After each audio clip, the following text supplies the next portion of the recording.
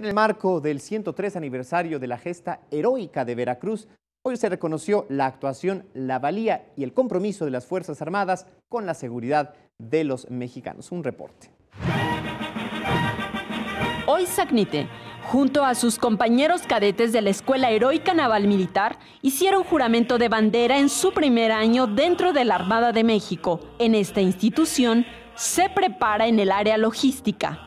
Nos están preparando para que al egresar podamos estar en las áreas, ya sea marítimas o planteles, organizando las necesidades que se vayan presentando, solucionarlas, solventarlas y buscar la manera de que no se presenten novedades en el transcurso de ellas.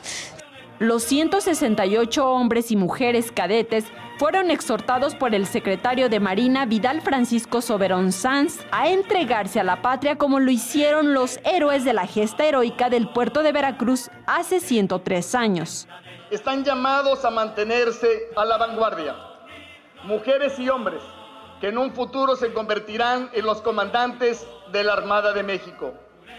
Algunos de ellos coadyuvarán al reforzamiento de la seguridad interior del país a través de las unidades terrestres. Otros protegerán los espacios aéreos de nuestras costas y mares desde la flota aeronaval, mientras unos más habrán de guiar el destino de las unidades de superficie. Con imágenes de Liber Rodríguez, Saray Mariscal, 21 Noticias.